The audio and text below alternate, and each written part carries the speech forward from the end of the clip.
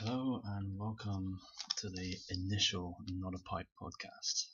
I thought I'd dip my hands into podcasting where I could make some space to talk about academic papers, deconstruct ideas, or anything else that might be running through my mind at this particular time in a more long format than some of the other shorter videos I've been doing.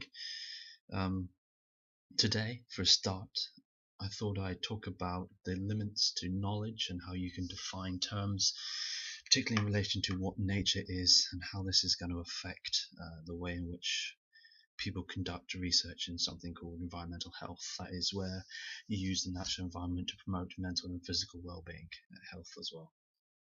So today I thought I'd have a chat with you about one of the issues that surrounds doing any kind of research that involves the natural environment where you're using it to promote your own physical and mental well-being. Give you some easy examples. If you go out running outdoors, swimming, sailing, surfing, sometimes people build that into, with therapy included, you can build cognitive behavioral therapy routines into anything from paddle boarding to downhill mountain boarding to something much more simple, like just going out sailing. There's lots and lots of health interventions for people, from very basic stuff like mild depression up to more serious things such as rehabilitation of offenders. People do it with animals. Sometimes you have something called hippotherapy, which is using horses as a therapy mechanism as part of animal husbandry. Lots of things that go on. But this is investigated by health economists, epidemiologists, social scientists who deal with qualitative work. Part of the issue is that people have defined the natural environment in a whole host of ways, and if you can't have a shared definition of this problem, well, you can't really aggregate the research, put it together in one big group so we can say, well, how do we solve problems or evaluate natural environment health interventions? Well, we want the economics, we want the epidemiology, we want the medical stuff and the soft qualitative stuff too, all together to see how it functions. But unfortunately, the sociologists, the epidemiologists, and the economists don't have a shared, necessarily understanding or definition of what nature is. So, how can we overcome this problem? That's what I wanted to talk about today. In reality, this is a rehash mainly of a wider argument. It's become quite popular in relation to Jordan Peterson and his idea about the problems of postmodernism. What I'm really talking to you about in many ways is that if you have an infinitely subjective reinterpretation of what a definition can be, well, then that makes it almost inoperable. If I was a semiotician, I would say if you've got indefinite semiosis, i.e. forever subjective interpretation of what nature might be to individuals, how can we ever meaningfully evaluate or design generalizable healthcare solutions? Well, you can't. It'd be specific to individuals, and even then the participation of individuals in those programs would change those programs themselves, and you'd never be able to come up with utilizable, pragmatic, generalizable rules. So how do we do this? Well, one of the antidotes that's put forward to postmodernism is the fact that postmodernists kick out any type of hierarchy for their ability to say that everything is interpretable as something else, ad infinitum. So you need some kind of hierarchical structure to evaluate or classify different types of nature. Again, we're coming back to some ideas associated with scholasticism and realism. And if you can create a way to explain nature in different levels, well, then you can start to knock out some of the subjectivity and talk about what are the most pragmatic interpretations and uses of it. Particularly, I'm going to be explaining that through two concepts. One is Ecosemiotics, particularly looking at a way to describe nature that was put forward by Tredinnick-Rowe in a paper from 2010, I think, and another concept called Semiotic Fitness. So again, if you think about something being fitting, well, that kind of knocks out some of the potential subjective interpretations of a concept. Yes, there may be an infinite way to interpret what nature is, but what is fitting to a given situation starts to knock out a lot of the things that you don't want to have in there, or may not be appropriate, or just don't work. Okay, so this relates to a wider concept about really what knowledge is. This is an epistemological problem. There's a nice definition of what knowledge is by a man called Davies, who wrote in a 2004 paper where he said that knowledge is the places through which knowledge circulates are, of course, multiple as knowledges are produced, practiced, contested, consumed, embodied, and stored in different domains that constitutes its geography and transformations of meaning. By which I mean what a thing is contestable and determined by multiple interpretations of it. And you need to be able to walk through those to get a firmer idea of what the definition of a subject really is. That was from Davies. He wrote a paper called The Geography of Health Knowledge /S in a Health and Place journal in 2004.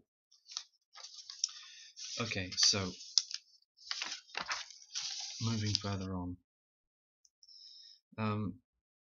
I want to take an analogous example. When you think about what is nature, some people may think this is entirely obvious, but I would contest that. But I would show you that there's two problems. Firstly, if you want to say, as an analogous example, what is health? Well, when we think about what health could be, well, you can think about specific definitions, you can carve it out, but equally you can go to someone like the World Health Organization to give you a specific example, a definitive global body to tell you what it is to defer to, even if the definition is imperfect. You've got something to work with. But when you talk about nature, it's much more complicated. There is no real global equivalent of the WHO or some kind of overarching body to tell you what nature is. It's more contestable as a definition. But with medicine, there are people like Labonte in 1988 who came up with three different definitions of what health could be. He said it could be biomedical, it could be lifestyle-based, or it could be socio-environmental. So you could say, all right, or you could come up with other ideas. There's a man called Raphael who wrote two papers in 1999 and one in 2001. Get that for you in a second. I might put links in descriptions. Both are in Health Promotion International, and the other one is in Canadian Review of Social Policy. That talks about health being something that could be individual, it could be community-based, etc. as well. So you can start to see that there are ways to divide these things up, but in environmental human health sphere, you don't really have a way to defer to a national body, which makes it more problematic. So what I've picked out for you is a nice eco-semiotic explanation of what health is. So that raises the next question, because it's not a particularly common subject discipline, is what is ecosemiotics? Well, semiotics first, in a very crass way, you could call it the study of communication and the meaning of signs. It's a discipline that incorporates a number of different subject areas, everything from philosophy, linguistics, epistemology, philology more specifically. You'll see a lot of earlier stuff related to literature studies and linguistics particularly. And you could really say it helps to look at the way that you analyze existence from the perspective of signs rather than of your psyche. You're not talking about thoughts, you're talking about the use, interpretation, and modification of things as signs. It doesn't have a lot of application in environmentally based studies, but I think it should do. It has a long pedigree, and one of the people you might have heard of is Ferdinand de Saussure, who'd started a field called semiology. There's other famous people who might connect to something like the natural environment would be Mikhail Bakhtin, who used to write papers about vitalism. Saussure himself wrote about entomology. But again, this is just a prelude. I would say some of the most environmentally influenced bits of semiotics come from the Moscow Tartu School of Semiotics that was started by a man called Yuri Lotman. He was a Russian scholar. Okay, so there is some traces of Russian linguistic formalism and the Tartu school that kind of that seep into this. But to give you a categorical definition, I'll defer to a man called Winfried Noth, who in 1998 said, the study of semiotics, the ecosemiotics is a study of interrelations between organisms and their environment. So basically the idea being that the center of interest really is ecological semiotics in terms of organisms and not just humans. This ties in quite neatly to another thinker called Jacob von Uexküll and his concept of Umwelt, which really you could translate as species-specific objective world. Everyone has their Umwelt, and so do individual species. It's almost like a bubble that you exist in that's continually modified as you interact with other bits of your environment and people, challenging, adapting, and moving it around. It consists of your subjective opinion, ideas, if you like. It's a really interesting thought that he came up with quite a long time ago. If I was going to give a concrete definition, I'd say I defer to John Deely, who said that Umwelt is above all a lattice and network of ontological relations between organisms and their environment, elevating the latter to the level of the animal's awareness and is organizing it according to the animal's needs and desires and even hopes. So it's quite a complicated concept, but I would encourage you to go and look at it. It is quite interesting, really. Okay.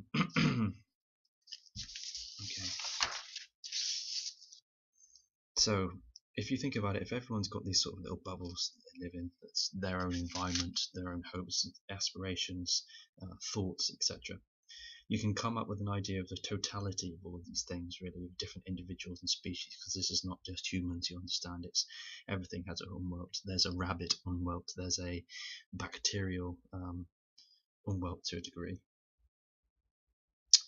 Okay, so if we think about that nature in this way, we've deviated probably quite a full far away from how a epidemiologist or medical interpretation of what nature might be, just looking to measure its effect on your body. We've moved into something that's almost aesthetic as well as social, environmental, and to an extent philological, because we're talking about how we construct these ideas through language. So I'll move back to Kuhl, because I said I'd talk about Kalevi-Kuhl and his idea about ecosemiotics.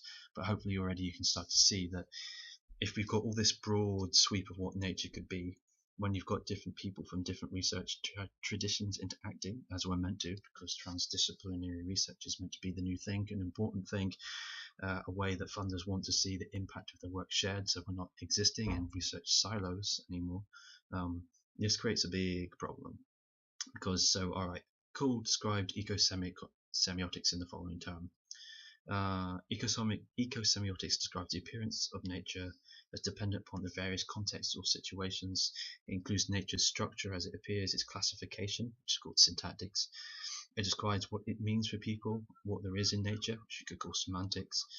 And it finds out the personal or social relations to the components of nature, which can be one's participation in nature, pragmatics. In all of this, it includes the role of memory and relationships between different types of memory and culture.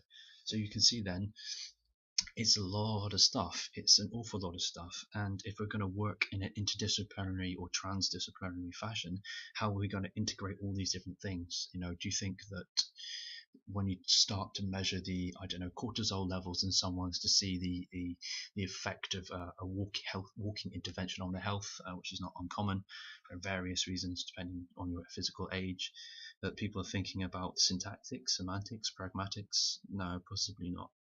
But that does start to encapsulate more widely what nature is. So what are you actually measuring when you're just focusing on one particular bit of it? So you've got these strata of all these different Umwelts and all the things that come into it. And I would say that Kuhl came up with this idea that nature, if you had to describe it in the biggest way possible from an ecosemiotic perspective, which is meant to take in everything really, has 4 levels. He described it as having 0, first, second, and third level. And he put it in this way. 0 nature is the absolute pure wilderness, untouched by human beings and even human knowledge. The first nature is the nature that we describe, identify, and interpret. We know it and assign meaning to it through our language. It is the transformation of nature into our knowledge. The second nature is the nature that we materially interpret and manipulate. It can be understood as an attempt to retranslate the first nature back into nature 0 by the participation and manipulation of nature. Third nature is an entirely virtual nature that occurs in things such as art. It is entirely theoretical, based on the first or third nature with the second nature. So this is what Cole also called in a 1988 paper, the interpretation of an interpretation, the translation of a translation, the image of nature. So I'll give another clear example of what he's talking about in this regard. to give it more context, really, so it's still a little opaque. So if we think about these 4 levels of nature from 0 to 3, we could say, here's another quote. All 4 natures are here as I sit and write on the open balcony of my summer cottage in the South Estonian forests, in a place which is far more distant from towns and roads than Walden. 0 nature lives in its life in every leaf and blade, and in the forest behind the trees, and in the soil with the earthworms.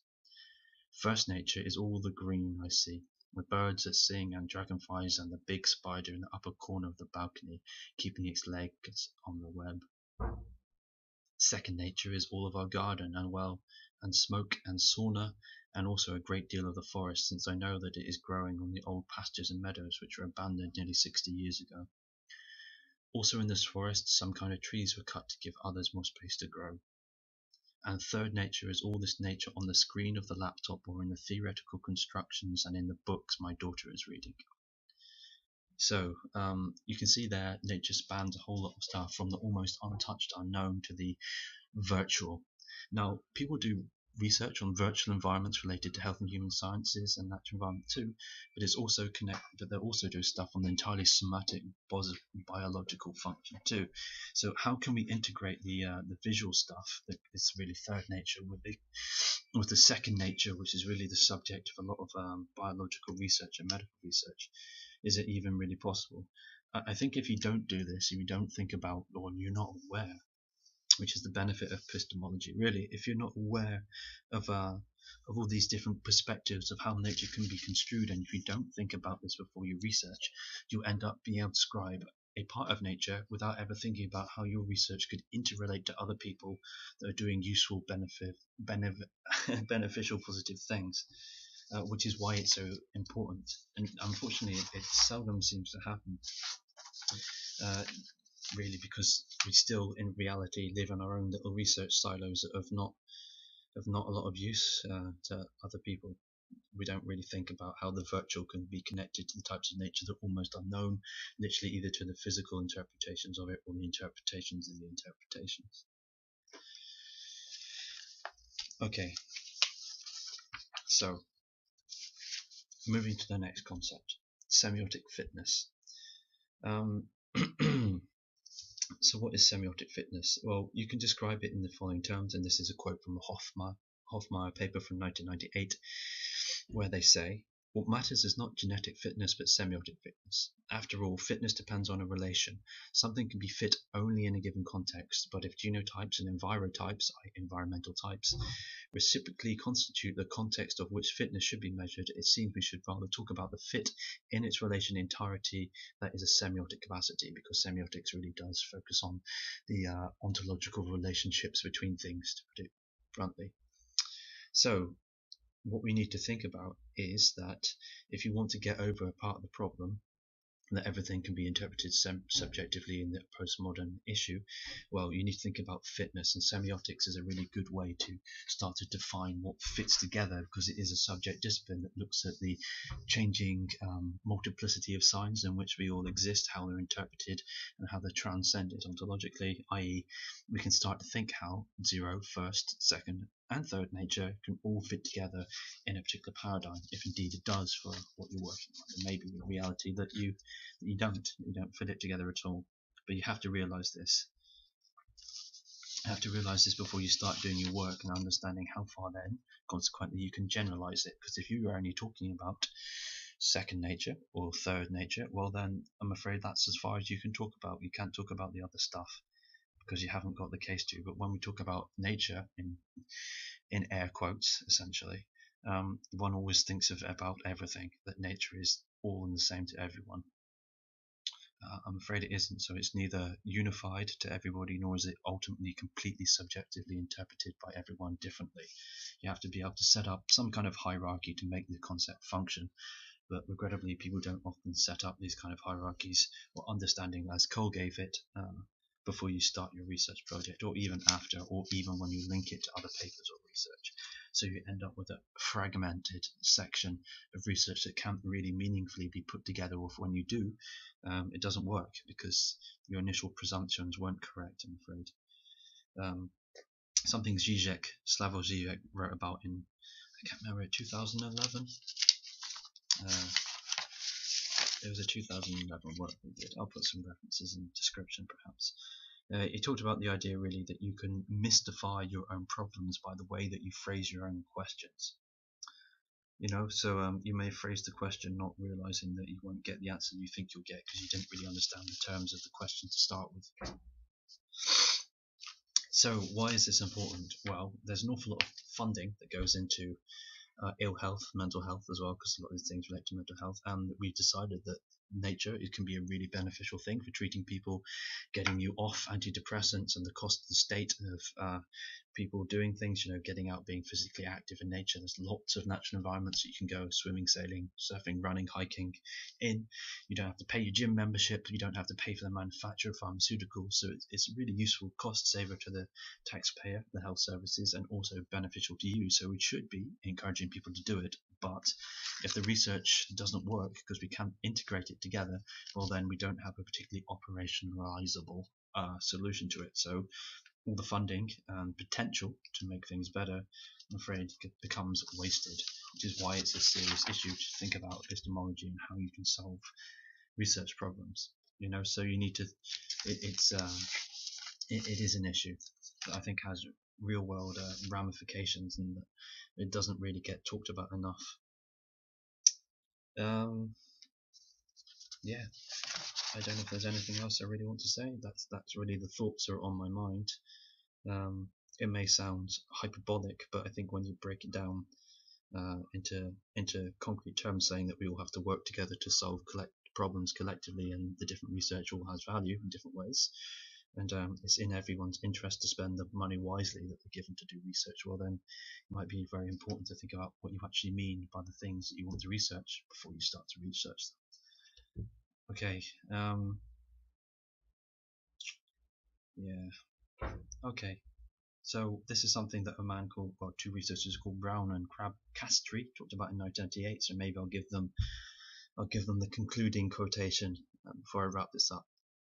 They said, "Social natures are made according to no one single overarching logic. Accordingly, no one theory could or should be put forward to explain their fabrication.